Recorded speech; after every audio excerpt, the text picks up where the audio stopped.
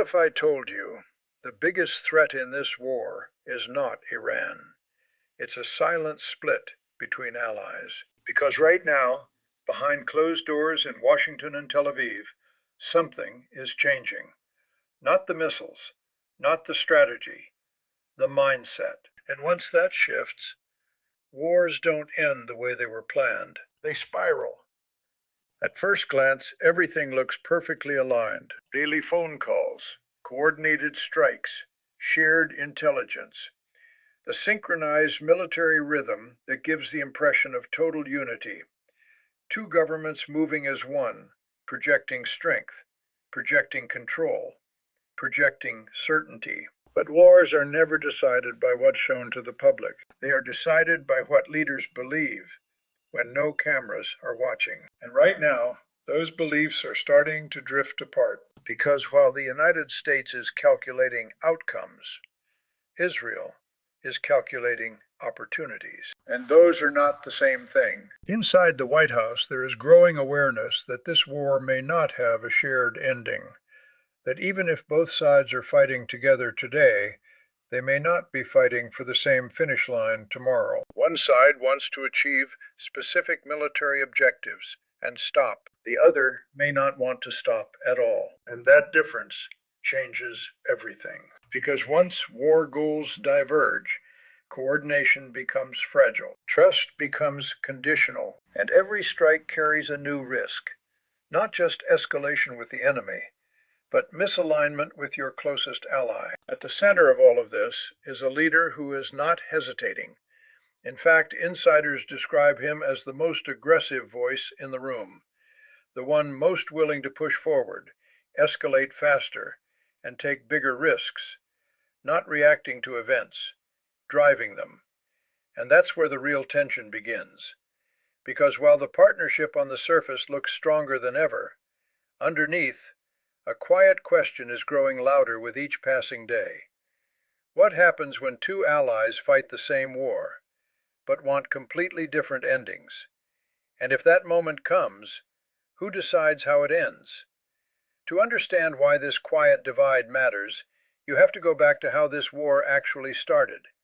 Because from day one, the United States and Israel were not fighting the same war. They were fighting on the same side, but with completely different playbooks. In the opening hours, the difference was already visible, if you knew where to look. The United States moved with precision, focused, calculated, almost surgical. Missile systems, drone infrastructure, military installations directly tied to immediate threats. Every strike designed to reduce capability, not reshape the country. This was a war with limits. But Israel? Israel played a completely different game. Instead of just targeting weapons, they targeted people. High-level figures, decision makers, power structures. This wasn't just about weakening Iran's military. This was about destabilizing the system itself. And that difference is not tactical. It's strategic. Because when you target weapons, you're trying to end a threat. But when you target leadership, you're trying to change the future. Inside Washington, officials understand this gap more than anyone. Privately, they admit it. The United States wants to reach a point where it can say, "Mission accomplished," and walk away. Damage the missile program, cripple naval capabilities, cut off funding networks, achieve clear, measurable objectives, and then stop. But Israel?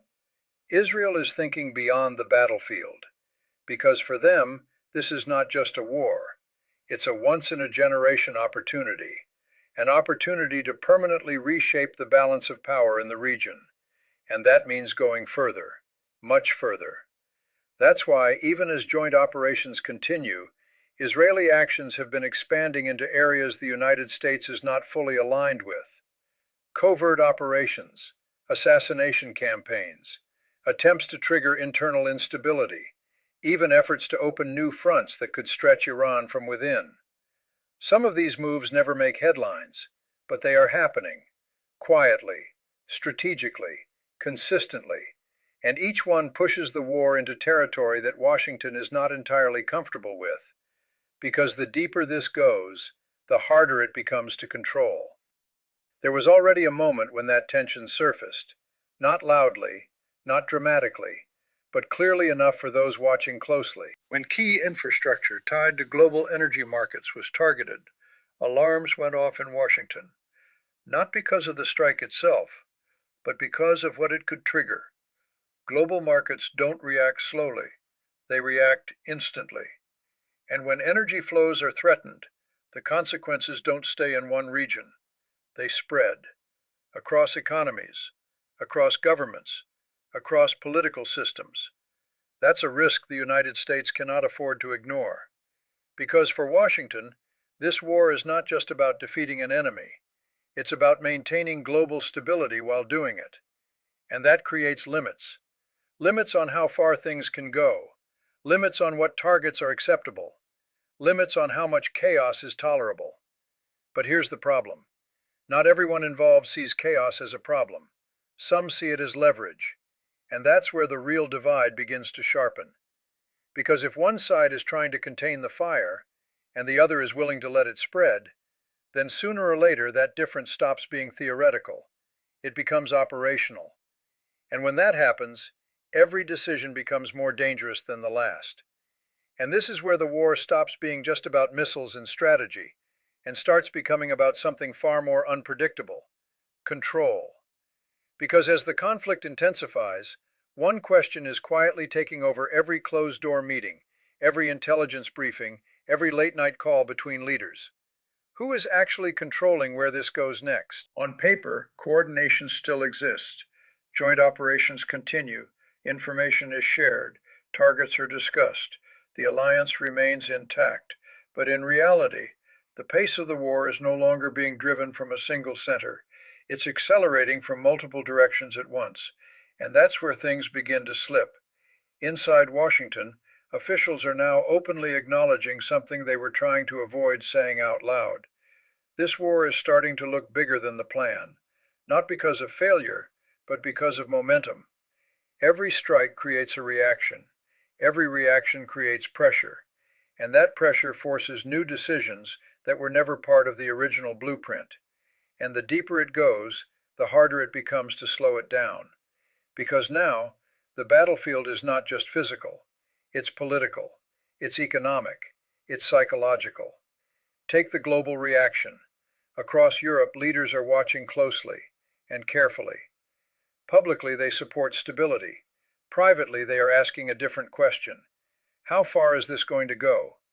Because the further it escalates, the more they are forced to take positions they would rather avoid. Support the United States? Distance themselves from Israel's actions? Push for ceasefire? Or stay silent and hope it stabilizes on its own? None of those options are clean, and that uncertainty is creating hesitation. Then there's the economic layer. The Strait of Hormuz, one of the most critical arteries of global energy, is no longer just a shipping route. It's a pressure point, a lever, a weapon, and everyone knows it. Even the possibility of disruption is enough to send signals through global markets. Oil prices fluctuate, insurance costs rise, supply chains begin to feel tension, and suddenly, this war is no longer just about military outcomes. It's about global consequences. And here's where the divide between allies becomes even more dangerous. Because while one side is calculating those global risks, the other is focused on something else entirely. Outcome over stability, victory over balance. And that difference is starting to show in the most sensitive decisions being made. Behind the scenes, there are growing concerns about perception. Not just what's happening, but how it looks. Because in politics, perception can become reality faster than facts. There are voices inside Washington warning about one specific narrative gaining traction, that the United States is not leading this war, but following it. That decisions are being shaped externally rather than internally. That strategy is being influenced rather than controlled. Whether that perception is true or not, it doesn't matter. Because once people start believing it, it becomes a political problem, a serious one. And that's exactly what started to surface when internal disagreements began to leak out. Not loud resignations, not dramatic public clashes, but quiet signals, discomfort, doubt, questions about whether this war was necessary or whether it was pulled forward faster than it should have been. Those questions don't stop a war, but they do something just as important. They weaken certainty. And in a conflict like this, certainty is everything. Because once leaders start second-guessing the path forward, every next step becomes heavier, more calculated, more dangerous. And all of this is happening while the war itself is still unfolding in real time. Which brings us to the most critical moment, because now the situation is no longer just about what has happened, it's about what happens next, and whether anyone is still fully in control of it. And now we arrive at the moment that defines everything. Not the strikes that have already happened, not the statements already made, but the direction this is about to take. Because wars don't become dangerous at the beginning. They become dangerous when no one can clearly define how they end. Right now, two paths are forming, quietly, gradually, but unmistakably. The first path is controlled escalation, a defined objective, a measurable outcome, a point where leadership can step forward and say the mission is complete. Damage has been done. Capabilities have been reduced. The threat has been contained. And then, an exit. Not clean, not perfect, but controlled. That is the path Washington appears to be aiming for. But the second path? That's where things change. Because the second path doesn't end with objectives. It ends with transformation, a deeper push, a longer timeline, a willingness to keep going until the structure itself is altered, not just weakened.